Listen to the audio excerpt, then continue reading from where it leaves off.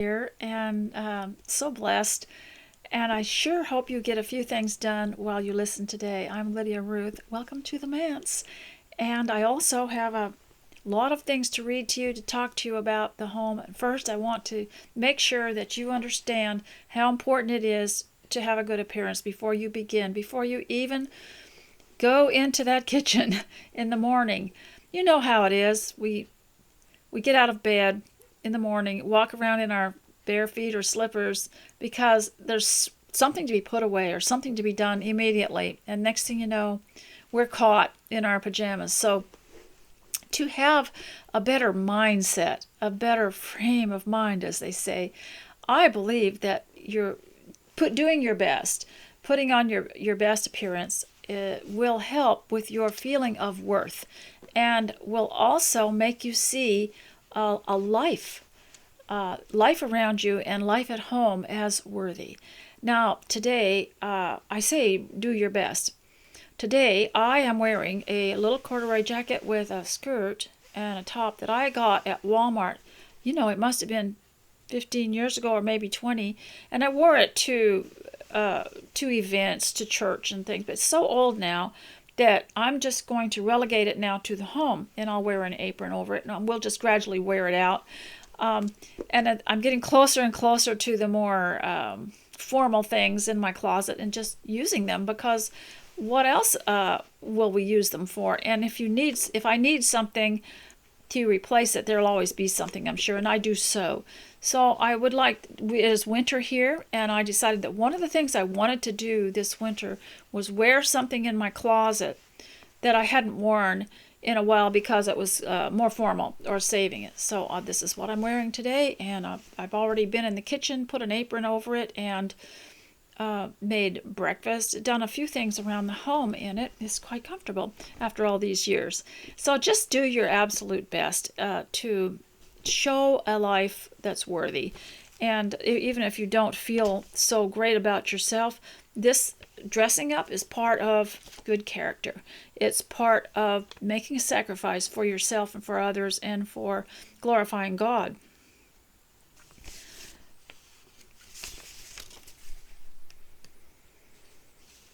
And I also believe that the home is more worthy of dressing up than any other place.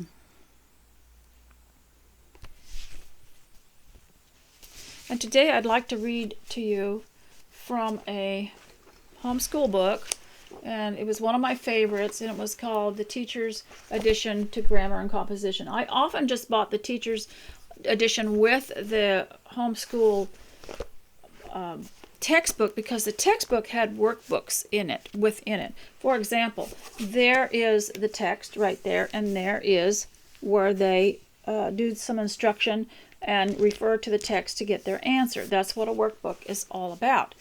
And so today I wanted to read, and the beauty of these books was that while you're trying to recognize verbs and adjectives and learning how to properly put a sentence together, you are also putting wonderful things in your mind and your children's mind. Now, I went to public school, but I saw the worth of homeschool, always longed to do it, and finally decided to when my children were little. And so I wanted to read this to you because it was one of the things, and I believe it might have been 5th grade or 4th grade,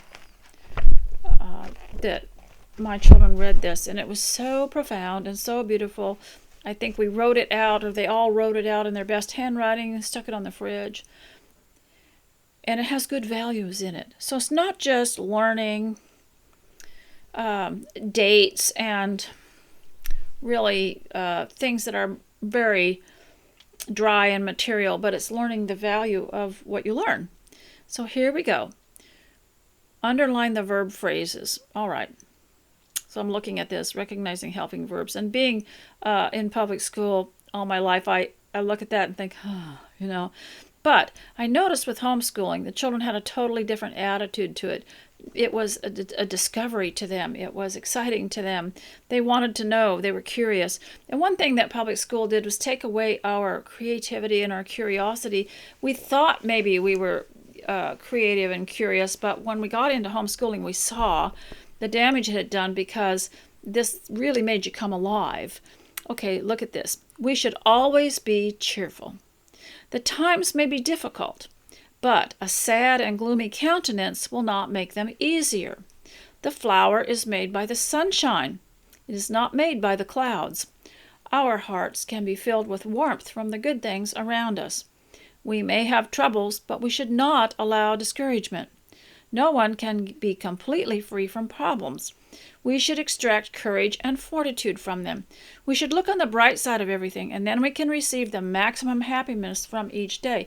Now, of course, I would have gone back and tried to define this word countenance. We'd look up in the Bible where David talked about countenance, and where the Psalms and the Proverbs talked about countenance and what a countenance was, and about, the effect that gloom has on your body, shuts down all your vitals. That's why I say, ladies, stay vital. We may have troubles, but we should not allow discouragement. Now, there's discouragement all around us. There's always something out there to make you feel awful about life, but we're not supposed to do that, are we? And so you go in the kitchen, and there's that big old mess again that you thought you had cleaned up the day before. And even if you're living alone, or there aren't any children there anymore, honestly, I sometimes look, how could I have made that mess? Well, of course, I'm trying a new recipe every day, and I'm trying to discipline myself to use one pan and one spoon over and over, and not, keep putting stuff in there. But I'll get up and I'll think, I don't remember why I didn't clean this up, and I'll get very discouraged. It's very gloomy. I'll start getting a pain in my back, and then I'll remember to look on the bright side, and how can I make this brighter? How can I make this more pleasant? And this is something we need to teach our children. How can you make this bad experience more pleasant for you, better, or beneficial in some way? And I think it's very important to give yourself rewards and some ease. Give yourself some ease. Make it a little easier to do what your duty is. Make it easy on yourself.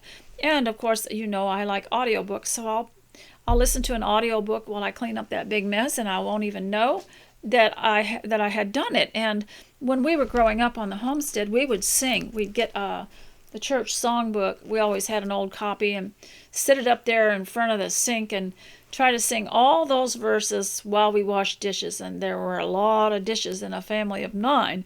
And so I would say we should always be cheerful. The times may be difficult, but a sad and gloomy countenance will not make them any easier. And then we would go and we would talk about countenance in the Bible, and all the instances when someone's countenance was down or low, or countenance was lifted up. And there's a word for you. You get to look that one up. And I just love this phrase. But let me read to you, and this applies to the home and to homemaking. We have so much to do here. I look around and I see there's wallpaper I need to take down. It's been there a long time and it's just torn, needs to be redone or taken off. There's painting that needs to be done, little things that need to be cleaned. And I look around and it just seems to overwhelm me. And of course, I don't want to leave anything out of order, because it just means someone else will have the burden of doing it. So I'm doing the best I can to keep things up, and I know that God's hand will help me if I keep a good attitude. And yourself, isn't it hard to help someone if they are cranky and gloomy, and it's not very motivating, is it? So if we want cooperation from others, I think it's very important to have the self-control to at least hide our discouragement from others. Do you know, if you were the captain of an army in the olden days, you wouldn't go around discouraging the troops, would you? So I think it's very important, because a woman has to guard the home and guide the home, and guard has a military sound to it, and you should always keep the troops optimistic. So let's underline the verb phrases. Now, I am more interested in the words that are being put into the child's mind with the sentences. Now just compare this to maybe a secular sentence where they're trying to underline a verb phrase. It might be interesting, but it might not. But this is more than interesting. It goes deep into the soul. And it comes from a scripture. I will guide thee with mine eye. Now, you have to decide whether that's an action verb phrase or a linking verb phrase. So I will guide. Will guide is the action. I will guide thee with mine eye. Well, that comes from the Psalms. Now, this one comes from the New Testament. It's the words of Jesus. You shall be hated of all men for my name's sake. Shall be hated is action. Thy statutes have been my songs. That's from the Psalms. It's linking. Have been is linking. You have set at naught all my counsel. Have set is action. I will be their God. Linking. He is risen from the dead. Action is risen. A wise man will increase learning. Action. So you see how beautiful that is, that the children, I noticed such an interesting thing when they were reading something like a wise man will increase learning. They thought, is this for me? Is this book for me? Does this mean that I am so important and so special that I get this kind of education? Of course, I thought that too when I read it, like, how wonderful. It builds up. It edifies. Not saying that other kinds of sentences don't, but when the Word of God is in it, there's the Spirit in it that goes to your heart. So I won't read any more out of this. I just wanted you to know what it was and how helpful it is to the home. Homeschool yourself. You could get something like this and just homeschool yourself. You don't have to have children to understand the value of it and to love it, and you can get that education you always thought you missed out on. And I'm going to read a poem to you about the home, and it might make you feel kind of nostalgic. And of course, we all want homes like this. Let's see if I can find it here.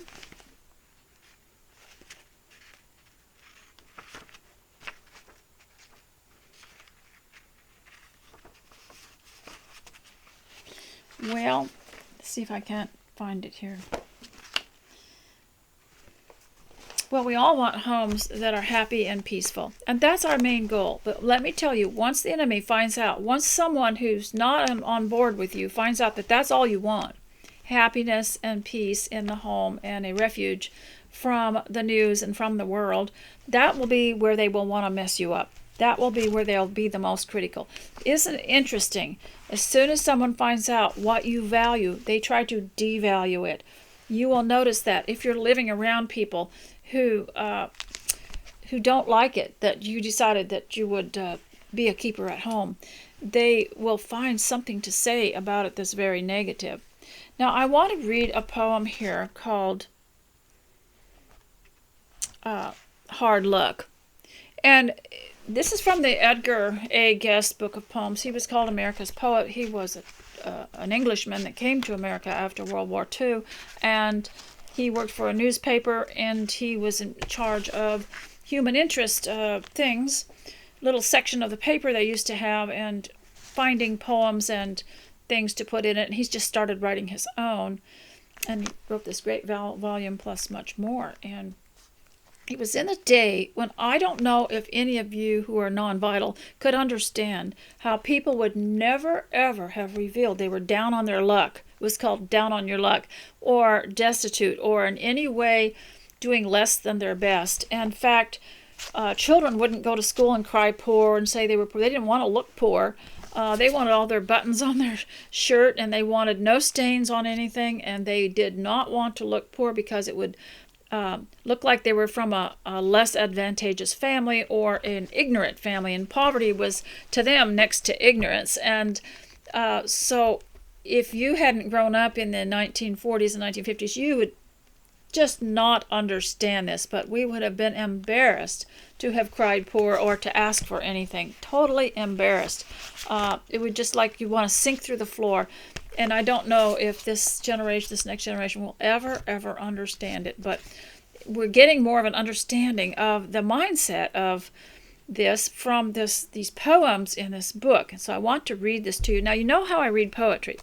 If there is no comma at the end of a line, even though it rhymes with the next line, we continue the flowing conversation and we read the whole sentence. It's written in a rhythmic way, you see, and all the words at the end rhyme, but it's not necessarily read that way. So here's how it's supposed to sound. It's called Hard Luck. Do you remember the song Hard Times?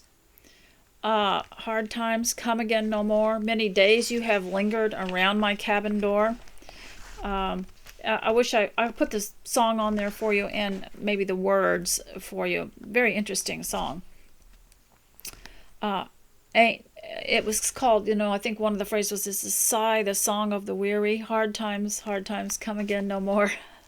And I've heard people say that when they get a little inkling of feeling of discouragement, they just say, oh no, we're not going there.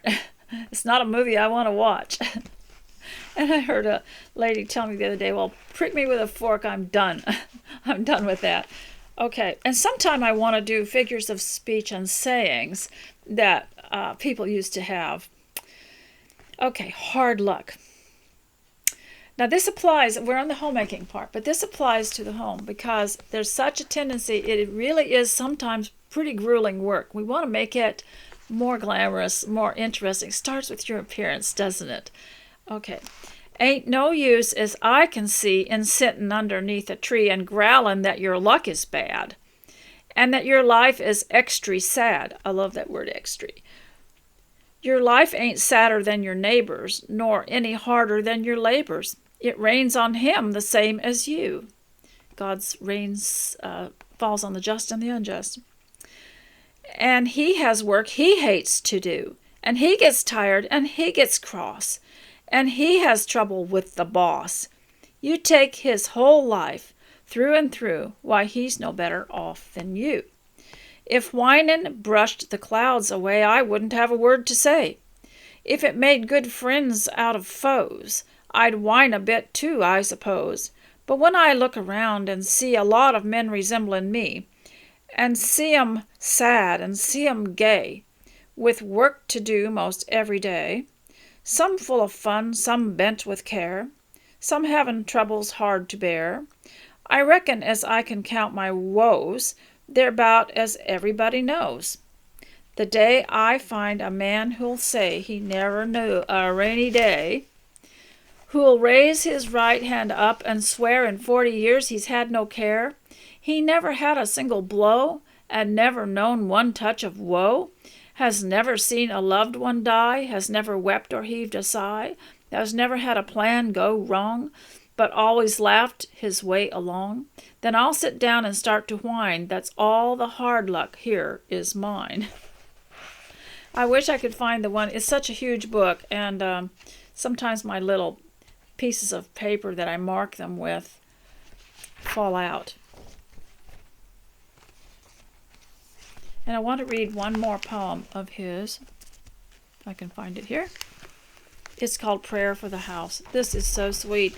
It's so idyllic and sweet. And of course, we always get the cynic. We always get the one that wants to say, well, that's not reality. That's not real life. Well, there's a lot of things you all watch or read that's not real life, and some of the things on the news isn't real life either. Just because it comes from the news doesn't mean it's true. And there's a lot of things that the world tells us that isn't really reality either. So let's just talk about this. Prayer for the home. Is this real life? Well, it can be, at least if you aspire to it, if you at least plan to it. And maybe it won't turn out this way, but at least you'll give it your best, and some of it will. They say the pilgrims that came to America had a dream for their children to have houses and own land and raise up their own family, but it wasn't actually realized until a couple generations later. But when you teach your children or just teach yourself, you are at least headed in the right direction. So let's read this prayer for the home. Peace unto this house, I pray. Keep terror and despair away. Shield it from evil, and let sin never find lodging room within. May never in these walls be heard the hateful or accusing word. Grant that its warm and mellow light may be to all a beacon bright, a flaming symbol that shall stir the beating pulse of him or her who finds this door and seems to say, here end the trials of the day. Hold us together, gentle Lord, who sit about this humble board. May we be spared the cruel fate of those whose hatreds separate.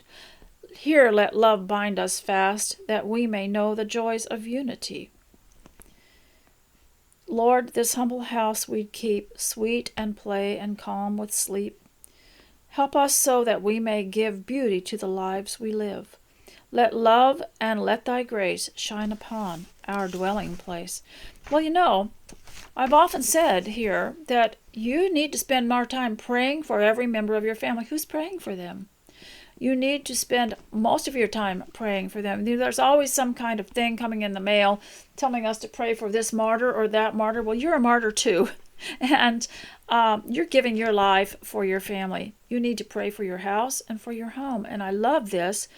And it says, keep terror and despair away. It's very important to pray for your children's health. Pray for their teeth. Pray for their heart. Pray for their skin.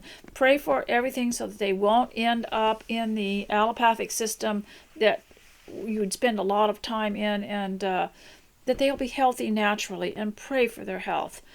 And also pray for their minds. Pray for their souls. And so it's not just that we pray for bad things to stay away from our loved ones, but we also want to pray, as it says here, that we can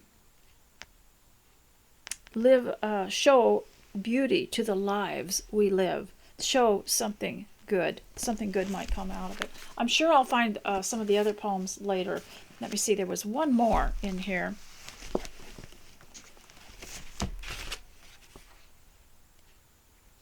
Now, I want to read this little poem because it's about babies, and it's called Dreamland, and how important it is for our children to have quiet. How important. In fact, somebody sent me a little saying about how important quiet is for children. That's why you need to be home with them and not have them subjected to noise all day in someone else's place or in an institution. So let's see here. And we need quiet too. Us vital people, we need quiet too. But I want to read this one to you. In this modern world where activity is stressed almost to the point of mania, quietness as a childhood need is too often overlooked. Yet a child's need for quietness is the same today as it has always been. It may be even greater. For quietness is an essential part of all awareness. In quiet times and sleepy times, a child can dwell in the thoughts of his own and in songs and stories of his own. Yes, they do need to learn to think and for their brain to be able to settle down. I don't know if you've ever suffered from brain trauma where there's just been so much noise, or maybe there has been something unpleasant going on, and you can just suffer from trauma from it. So let me read this little poem here, and it's called Dreamland. Oh, there is, and it's one of Edgar Guest's poems. Oh, there is a land which no grown-up may see, though he's sure it is wonderfully fair. It's the country where blossoms the sugar plum tree, and the fairies are sentinels there. It's a marvelous realm where the lakes and the streams are liquefied silver and gold. The place where the little ones go in their dreams is barred to the weary and old. They won't let us stern-faced old cross-patches with our terrible burden of cares, for the place would be spoiled should we ever begin to tamper with Dreamland's affairs.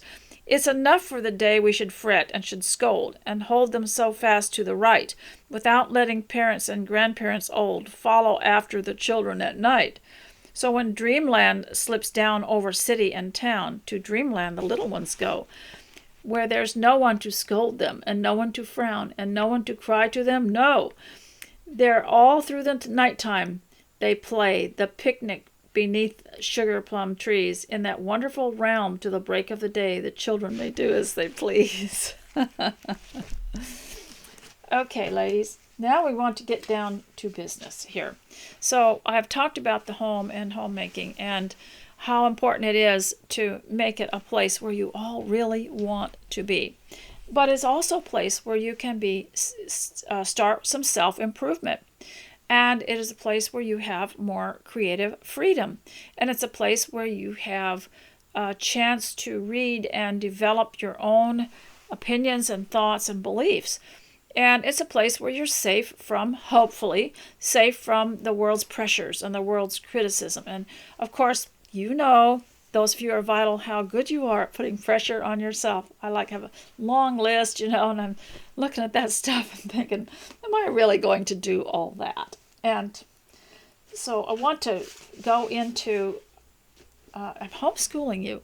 Now, don't get all upset, because if you learned anything yourself, you're self-taught, you're autodidactic, and you've homeschooled, especially if you've done it in your home. If you've read something you didn't learn in school, anything you didn't learn in the public school that you learned by yourself at home, you homeschooled. And so this is what we try to do, is we just try to take life and learn from it at home. And as I said, maybe in a previous video, that you could really get good at, your children could really get proficient in history and science and grammar and facts, Fill his poor head full of figures and facts. Keep on jamming them in till it cracks. Remember that song? I remember that poem, Hurry the Baby. And they could learn all these facts, but if they don't learn about life, you've failed. And here is part of the problem. Do you remember back in the maybe early 60s when young people started coming back from colleges, and you were astonished at how little they actually knew about life and what they were going to do with life? And you'd ask them, what did you learn in college? They couldn't really tell you. They spent some time there, but they really had didn't have the faintest clue how to pick up their own socks, or work, or do anything to improve themselves, because they were dependent on their education. Well, I've got my education, and that's all I need. And it kind of put a stop on their personal growth. Well, with homeschool, what we want to teach is you keep on learning, and you learn how things work, and you learn how to do things, and you get ideas. And somebody called me the other day, and she was sending me a picture she'd gone to a restaurant and sent me a picture of this food she'd ordered at this luncheon place. I don't eat out anymore, so I don't know what's going on. And it looked just wonderful. And she said, this is such good food for just a hole in the road, And that's an expression we use. It's just a hole in the road. And I told her, well, if I had a restaurant, I would actually name it Hole in the Road, and everything would have a hole in it. Even the sandwiches, I'd put a hole in it, and then I would sell the holes separately, maybe deep fry them or something. and I said it would be called Hole in the Road, and there'd be holes everywhere. And she got such a kick out of that. And then we started exchanging. We're both vital, we started exchanging ideas. And this is what we want to do in homeschooling, is have a feeling of creativity, invention, and sometimes it'll be a little bit funny and silly, but then you'll have memories with the brothers and sisters. And so if you're just doing it yourself, I think you should enjoy it. And also we need to teach our children, and teach you need to teach yourself the art of conversation. And make teachers out of your children.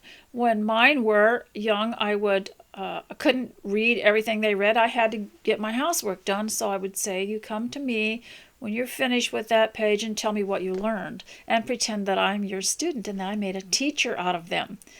And so they could tell me what they learned. And and we grew up together. We learned together because I wasn't homeschooled and I hadn't had these beautiful teachings done in such a way. And so we also need to teach them the art of conversation. And so I was looking in this book, The Do's and Don'ts of Yesteryear by Eric Sloan. Now, he's the one that wrote all the weather books back in the 1940s, and I just love his books and the drawings that were in them. And it constantly warns about repeating bad news and spoiling someone's day. Now, this is what we do, isn't it? We hear something or something appears on our phone or our text. Somebody tells us something, some great problem in the world. And of course, some of us who are vital, we're so used to, we know what they're up to. We know where this goes. And it's all designed to get a certain reaction out of us. And I read to you General Douglas MacArthur's comment about how always our government has to make us think that there's some evil person after us going to destroy us, and to keep people in a constant fever of patriotism or being upset. And I thought he made a lot of sense. He knew what was going on the inside. And so, anyway, back to manners. Don't repeat bad news. And this is so important because we go to our family things or we have dinner, we've got to have pleasant conversation. And it was believed in the Victorian times and written and documented in some of the old books that the digestion couldn't work as well if people were upset, if there was bad news. So at the table, bad news was not allowed. And so there was an appropriate things you could talk about. And the children learned just by listening, and so that they could carry on in the next generation to those good manners. And so there's just several things in this book that talks about not doing things that upset other people in order to appear smart or spiffy. And I noticed something in here that I thought was very important, because I've seen children do this to each other, brothers and sisters. One of them will just sit there with a smile on his face and never say a word. And the other person will just start to scream or cry and just feel so terrible. Well, here's what it is. And there's nothing new under the sun has been done. Do not have the habit of grinning at nothing. Smile or laugh when there is an occasion to do either. But at other times, keep your mouth shut and your manner composed. People who laugh at everything are commonly capable of nothing. Yikes. I think that's just the most interesting little entry there. It's just in a nutshell, as they say.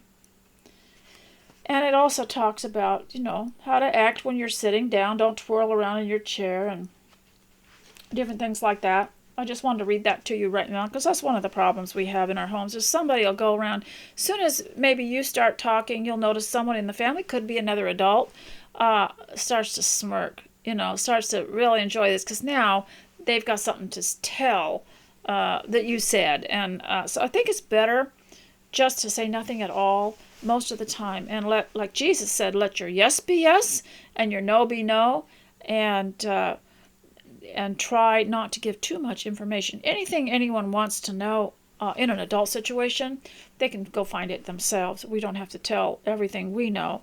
And sometimes they can make it pretty hard on you when you do. So, want to continue here with some of my thoughts from last time.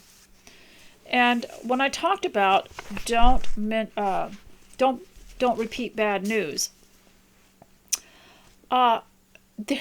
there's a joke in our family, and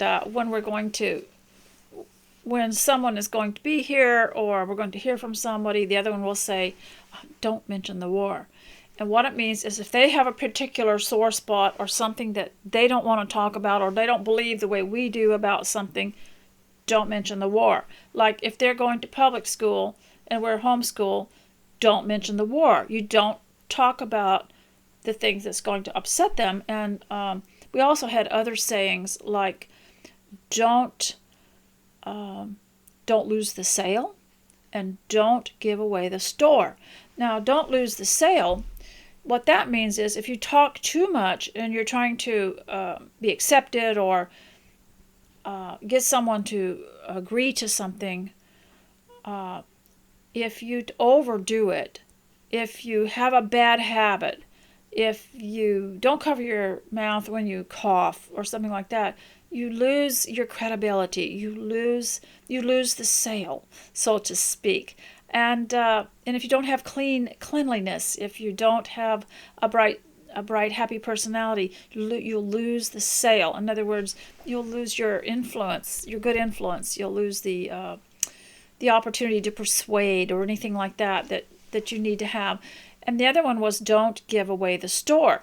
And that was don't tell everything you're planning or doing, because sometimes they'll ridicule you, they'll mock you, and it gives them an opportunity to discourage you and to lower your feeling of worth. You've got to be really careful that you don't share everything with everybody. We used to think everyone was just like us. We'd take them through our house, show them our book collection, show them our teacup collection. The next thing we found out is there were rumors being spread about us that we were overly this and such and everything. And so now we're very, very careful, and we don't share everything. And even if you meet someone who's handing your mail or something, you need to just engage in polite, old-fashioned Victorian conversation. Thank you very much. Have a nice day. That sort of thing, because that's all that's required, and it puts people at ease without giving them too much information. And so, ladies, I want to also continue with something else here that you might be interested in. And I like to do this you can always go look up homemaking hints, recipes, things that you want to do. I won't be doing that because there's so much of it. You probably have all kinds of books. And so I had the Anne of Green Gables Treasury. And as you know, my mother grew up in Canada. She was Canadian. And her mother was an orphan, came from one of the orphan trains it was called the Blue Nose, and it was from Nova Scotia. We're not sure, could never trace any kind of, relatives or anything like that. And so my mother never had a grandmother. And it is so sad, isn't it? So I've been a little bit suspicious of that orphan train thing. But my mother and her generation loved the Anne stories, and so did her mother. And I believe, I don't know what year Elizabeth Montgomery's dates were, but it's like the Anne of Green Gables series, and then people made cookbooks out of it, and then it's like Little House on the Prairie series.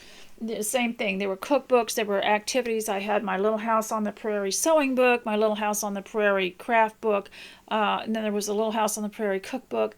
And so I love it that so many of these novels, even the Jane Austen novels, now have takeoffs on them, and they have the Jane Austen devotional book and have the Jane Austen cooking book, and I really like that they can do that. And you could write your own little story and do a character and her little what her recipes were that she used. And this is something that we do in our family. And so I wanted to read to you about something that was a custom. And I don't know if you'd ever considered this or not, if I can find it here. They had a whole chapter here on pressing flowers and what they would do with them. But if I can't find it, what I'll do is I'll read to you about the button collection. And you can always hum while you're waiting.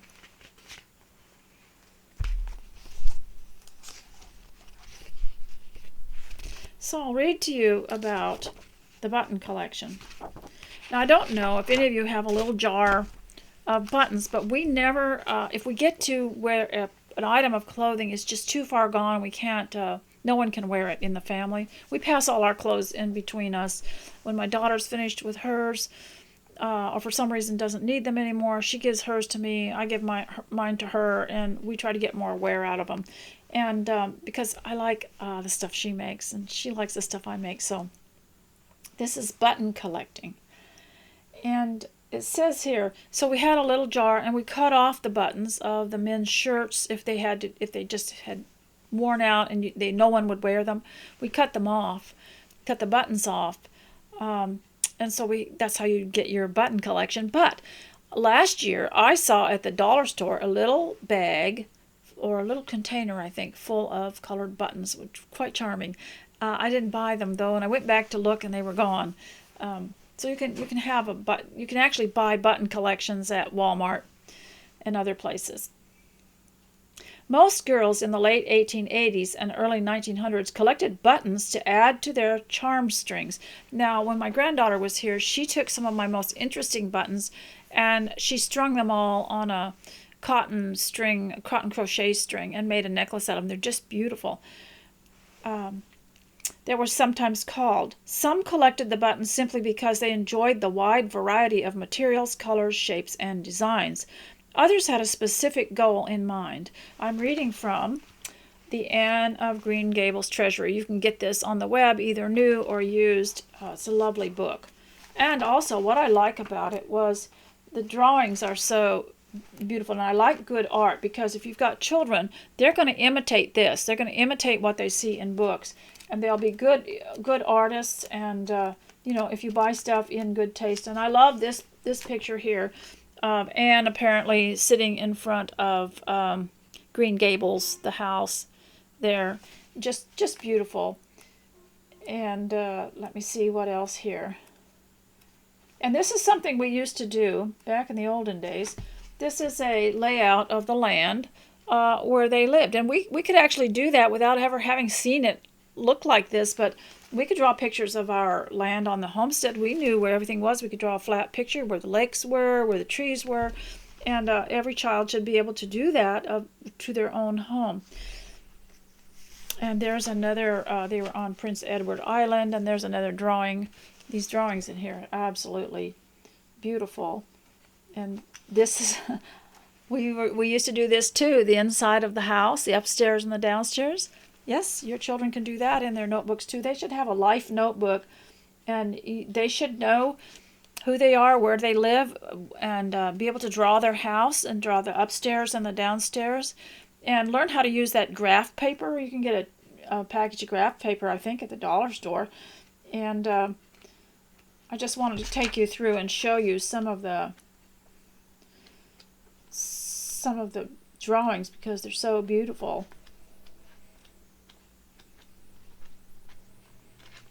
Mostly, I'm going through the ones that look mostly like the crafts and things.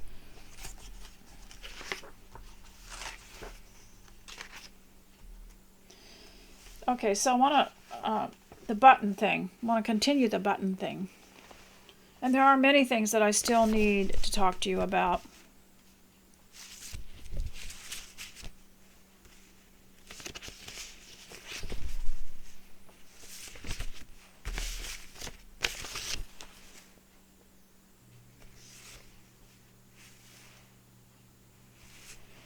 Okay, so the button collecting.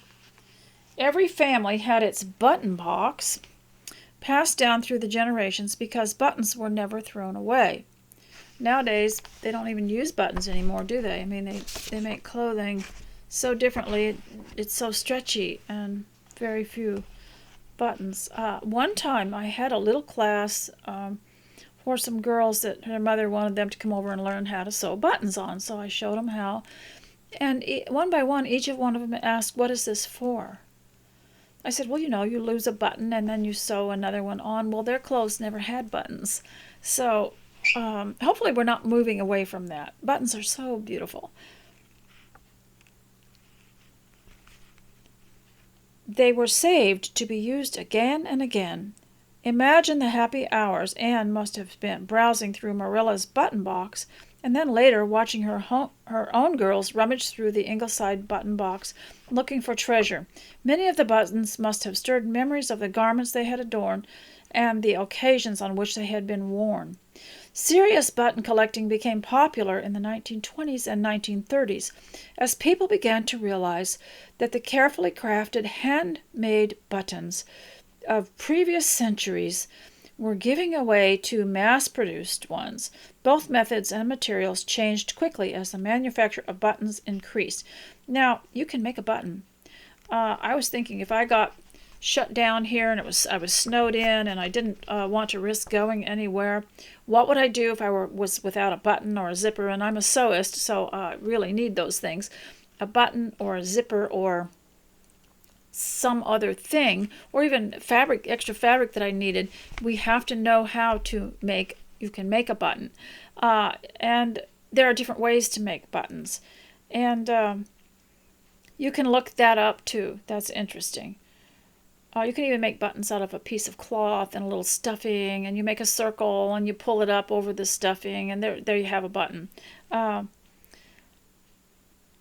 the 19th century, buttons were considered an extravagance, used chiefly as ornaments rather than as fasteners for clothing.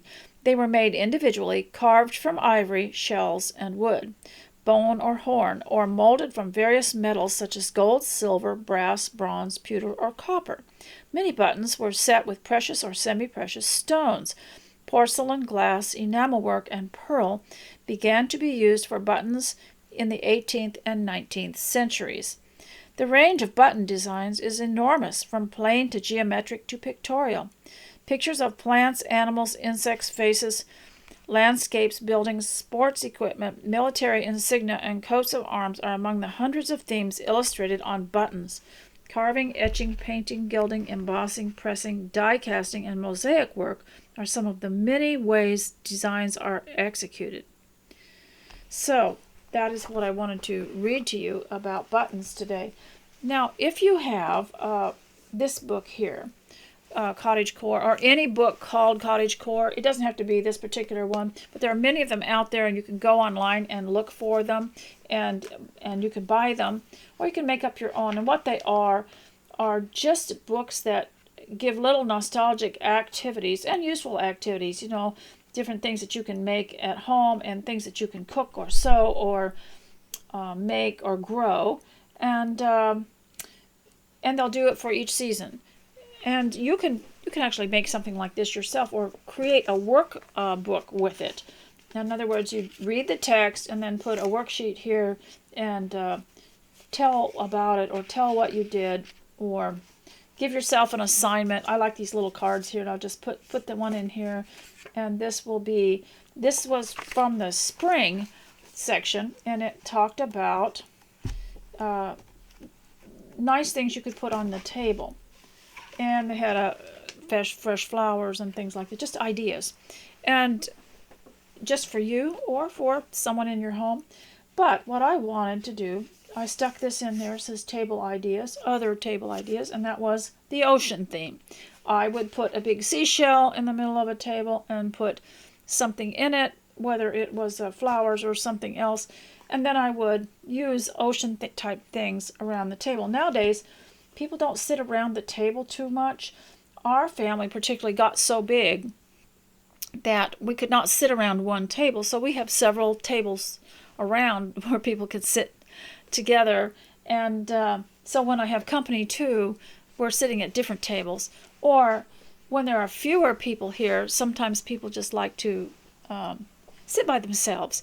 And so I don't do a lot of that table setting, but there was a blog years ago that had a table setting every week. It was just the prettiest thing. I don't know if you can still find that, but table settings are a very creative thing you can do without getting involved with sewing or cooking. You can just take different things that you have, the cutlery, the dishware, the glassware, and do different things with it, with the different kinds of placemats. And you can also make your own accessories, your own tablecloths, your own placemats.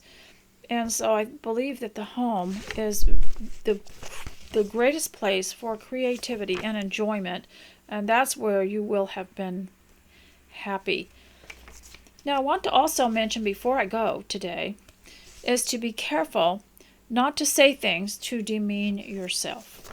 And that's really important for the homemaker at home, especially if you're around people, maybe even in your own home, maybe other adults that are looking for ways to run you down. The worst you can do is run yourself down.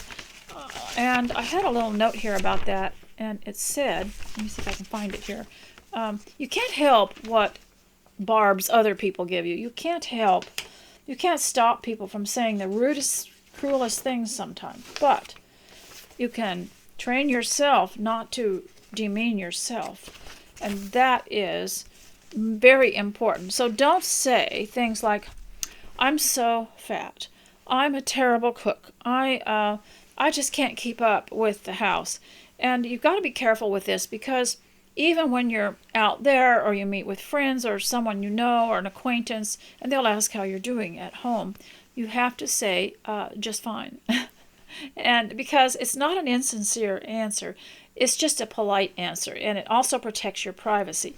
But you don't say, especially in front of your children, that you're not a very good something or other, because they will start to feel inferior about their mother. It's very important to have an air of confidence, even if you don't have it. And I think that dressing up will give you that air of confidence, because it does make you feel more focused, more put together, more able to accomplish something. And ladies, I wish I had more to tell you today. We're going to quit a little bit early. And I wanted to just tell you one more thing about a workbook. Now, this is that workbook I showed you yesterday by Helen Andelin, whom everybody hates, but I couldn't find anything wrong with it. And of course, it was done in the late 60s, early 70s, when we had never seen anything like it before. Now we have things where people have really improved on this concept. But she used her textbook, and then she wrote, here's the teacher's manual here. I'll just read from the teacher's manual in the back here, if I can find it. I did have the teacher's manual. Let me see what happened to it. Okay, and it was about homemaking. She had a homemaking section in here that I really liked.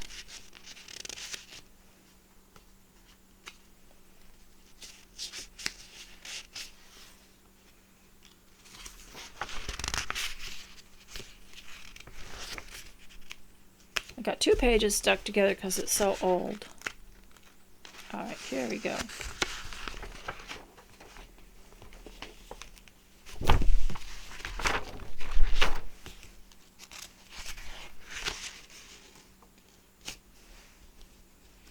This is about the role of the home and the homemaker here.